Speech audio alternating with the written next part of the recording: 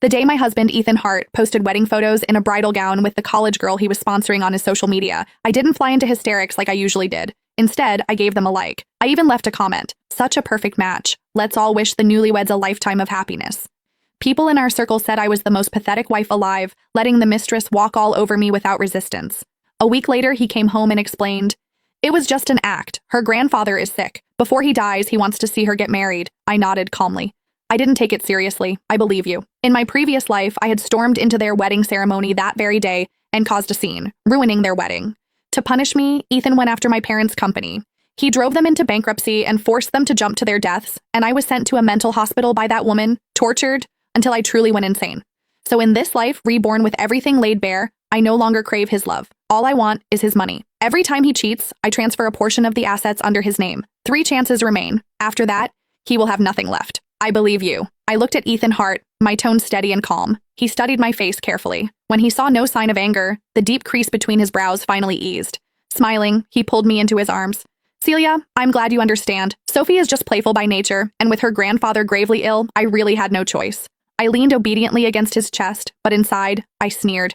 In my previous life, it was precisely because I couldn't accept his so-called no choice that I rushed out and made a scene. To vent his anger on Sophie's behalf, he ruthlessly crushed my parents' company, forcing them into bankruptcy and driving them to jump to their deaths. I was dragged into a psychiatric hospital by him, forced to take medication, subjected to electric shocks, and beaten by the orderlies. Sophie Collins would occasionally come to see me, nestling in Ethan's arms and mocking me for being like a dog. In the end, I died on a bitterly cold winter night. That was why, from the very first day I was reborn, I began secretly planning to transfer the assets under his name. This time, I no longer believed in a man's love. I believed only in the money I could hold in my own hands. Ethan kept talking to himself. "By the way, today is our 3rd wedding anniversary. I'll make it up to you properly, I promise. No one will disturb us tonight." He raised 3 fingers solemnly, swearing an oath.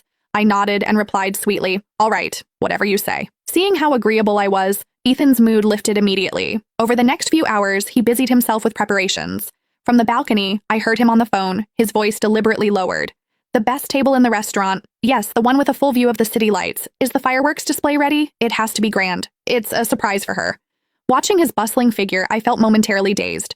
For an instant, I almost thought the Ethan who had loved me 3 years ago had come back. I looked away and took out my laptop, opening the Black Operations interface. "Because of that Instagram post, Ethan, you've already used up 1 chance." Within minutes, notification after notification popped up. The ownership of the luxury villas and cars under his name was transferred entirely to the overseas offshore trust I had set up in advance. Altogether, those assets were worth more than $30 million.